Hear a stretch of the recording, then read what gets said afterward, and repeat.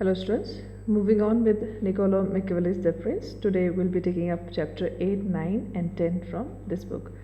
So in chapter 8, Machiavelli discusses things concerning those who have obtained a principality by wickedness. So here in this chapter we find the theme continuing from chapter 7. Machiavelli discusses two other ways to becoming a prince, that is by criminal means or when private citizens choose a ruler from their fellow citizens. Machiavelli here declines to discuss the first method at length because it speaks of itself. Agathocles was wicked, but through his great energy became a military commander in Syracuse. In order to become ruler, he called the Senate and the leading citizens together for a meeting and then massacred them. His ability made him a prince, but such conduct cannot be called virtuous. One can get power this way, but not glory. For example, Oliverotto of Fermo became a military commander and plotted with a few leading citizens to take over the city.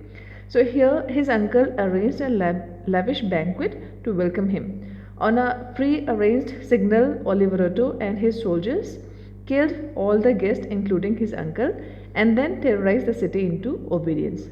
He was only removed from power when Caesar Borgia had him murdered in Senegalia. Now, cruel acts, though evil, may be justified when they are done all at once to establish a prince's power, but not repeated and turned to the benefit of his subject. Cruel acts are done badly when they increase over time. So, a conqueror should decide how many injuries he must inflict up front and do them all at once to keep his subjects from constantly resenting them. But benefits should be handed out gradually so that people savor them. Above all, a prince should live with his subject in such a way that no good or bad situation can force him to change his conduct. So, when we analyze this chapter of Machiavelli's The Prince, we find that many readers have found evidence in this chapter and the previous one for the Machiavelli's approval for precise behavior.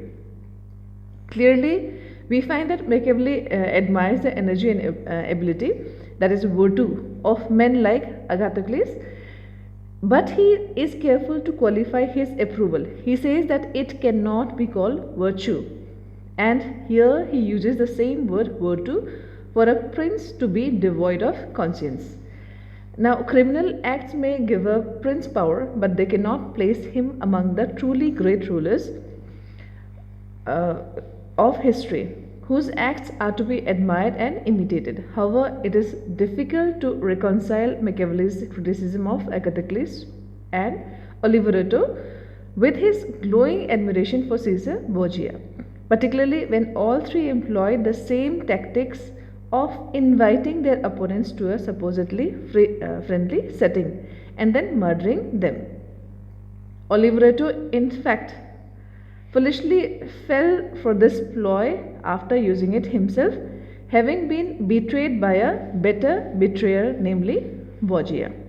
So at this point in the argument, Machiavelli, the moralist, steps away, and Machiavelli, the coolly rational observer of politics, returns. Now we can say that how is it, he asks, that criminals like this stay securely in power when many leaders who have done much less evil cannot keep their positions? Here, Machiavelli replies that even evil acts may be put to good use if they are handled properly. So, evils done in the beginning to secure the new state and to establish orderly government and not made into a habit may be excusable. He says, even in Agathocles' case, a striking observation, because Machiavelli had previously called him devoid of truth, pity, or religion. So this may explain why he can approve of Borgia but nominally condemn Agathocles and Oliverotto of the same. Now he views Borgia as a bringer of order and unity to a divided and suffering Italy. As long as evils are turned, because as Machiavelli has already observed, it is impossible for conquerors to avoid injuring some of their subjects at first. So here he says that there are other practical reasons to avoid terrorizing one's subject. For if a prince abuses them constantly, he will never be able to rely on their supports. A point to which Machiavelli returns in the next chapter. Now, Machiavelli does not exactly advocate criminal acts, neither does he oppose them, as long as they achieve the desired goal, as we had been speaking about or talking about throughout this chapter. He says, if one chooses not to call this stance immoral, it is at least amoral, that is, not concerned with the moral value of an action. The philosophy of the end justifies the means has often been associated with Machiavelli and easily subject to abuses in the name of progress. Now, moving on to next chapter, that is chapter 9, we find that he is talking about things concerning a civil principality. Here he says that when private citizens become ruler through the favor of their fellow citizens, these may be called civil principalities. One can reach this position through the favor of either the common citizens or the nobles, because the two classes are found in every city. According to Machiavelli, the nobles want only to oppress the people, and the people want only to avoid oppression. Now, from this opposing impulses can come three results: a principality, a republic, or anarchy. So, when the nobles feel pressure from the people, they try to make one of their own the prince in order to protect their privileges. When the people feel they cannot resist the nobles, they try to make a fellow citizen prince in order to protect their rights. Here Machiavelli says that you can never satisfy the nobles by acting honorably, but you can satisfy the people. Now he says, regardless of how a prince comes to power, he should make every effort to win the goodwill of people, or in times of trouble, he will have no hope. So here Machiavelli advises a prince must not delude himself about the reliability of the people, but nonetheless, a prince who makes good preparation and knows how to command will never be betrayed by the people. A wise ruler will contrive to keep all his citizens dependent on him and on the state, and they will help him, or then he will be able to trust them. So, analyzing this chapter, we find that Machiavelli's theme in this chapter is the relationship between the people, that is, the ordinary citizens, and their opposites, that is, the nobles or the upper classes from aristocratic families. Here, Machiavelli portrays these two groups as constantly at odds, but his sympathy is clearly with the people, who only want to live free under the rule of their own laws. Machiavelli himself belonged firmly in this group, having been prevented from holding high offices because he was not an aristocrat, and having served his entire career in Florence's civil government. And next, obviously, the Medici to whom he was writing were members of the nobility, and this makes his advice somewhat more daring than it may sound at first. Now, as in chapter 5, we had seen, Machiavelli can be seen reminding the Medici how much free states like Florence value their freedom and how justified they are in doing so. Now, here Machiavelli emphasizes how necessary it is for the prince to win over the people, because they are many, while the nobles are few, and the prince can never live safely without being able to trust the people. On this subject, Machiavelli was going against prevailing opinion, which he acknowledges by quoting the proverb, "He who builds on the people builds on mud." In fact, he is able to find only one example to support his argument, that is Nabis the Spartan. But two that disapprove it is the Gracchi and the Messer Scali. So Machiavelli had many opponents or opportunities to observe the fickleness of the Florentine people. Now, as they had alternately supported the Medici, Savonarola, the Republic, and the Medici again. So, in another pessimistic observation about human nature, Machiavelli says that everyone is ready to die for you when the prospect of that is far off.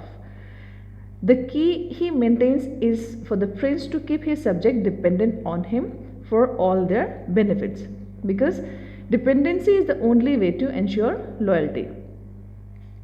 Characteristically, here we can say that Machiavelli advocates a particular behavior not for its moral qualities but because it accomplishes a specific goal for the prince. A prince should treat his subjects well and do all he can to benefit them, not necessarily because it is right to do so, but because it is ultimately consolidates the prince's power. Machiavelli also insists on the importance of self-interest as a motivator throughout the chapter. He notes that all parties, whether princes, nobles, or common people, come into conflict or make alliances primarily to protect their own rights and privileges. And throughout the book, self-interest and a concern for one's own comfort level can be seen as the driving force in human behavior. Now, moving on to chapter 10, here he says, Machiavelli talks about things concerning the way in which the strength of all principalities ought to be measured. So, in this chapter, he speaks one other measure of the state strength is whether a prince can defend himself or whether he must rely on the help of others. So he says that if a ruler can field his own army, either with his own men or paid mercenaries, he needs no outside help. But if he must hide behind his city walls, he will always need help from others. The first type has already been discussed in chapter 6 and will be again seen in chapter 12 through 14 as well. Now the second type has no option but to fortify his city and lay in supplies. If he has treated his subjects well and has made preparation, others will hesitate to attack him. So the free German cities follow this practice with great success, and he has given the example of the cities of Germany. Therefore, any prince who has a strong city and has not made his people hate him is safe, according to Machiavelli. So some will argue that the stress of a siege will make the people disloyal, but a wise ruler will know how to keep up their morale as long as there are enough weapons and supplies. So when we analyze this chapter, we find that winning the people's support is absolutely necessary if a prince faces the possibility of a siege, according to Machiavelli. So sieges are commonplace in medieval and Renaissance warfare, and many medieval cities were surrounded by high walls in anticipation of just such an event. Sieges were often lengthy affairs with the attacking army camped outside the city walls, hoping to starve out or wear down the residents inside the city's fortifications. As Machiavelli observes, a prince in this position could only wait out the siege or hope for outside help. So Machiavelli considers it better for the prince to have an army he can put into the field on the offensive, so that the prince need not be dependent on the favor of the others. However, a prince with a strong and loyal city is still in a good position as long as he has made adequate preparations and keeps his people's spirits up. So finally, he gives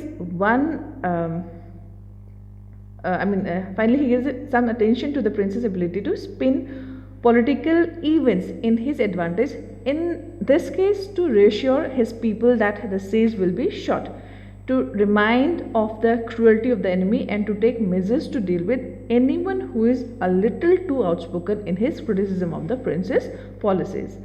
Now, the absolute necessity of maintaining one's own troop is a point Machiavelli revisits throughout the book, and we have seen it till now, and particularly in chapter 12 and 14 which concern how a prince should behave in military matters.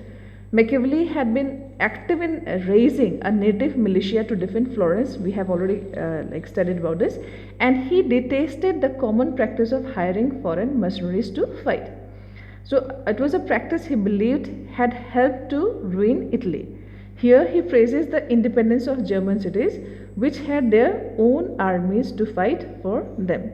So with this, we come to the end of this discussion. We'll discuss the next chapters in our next class. Thank you all.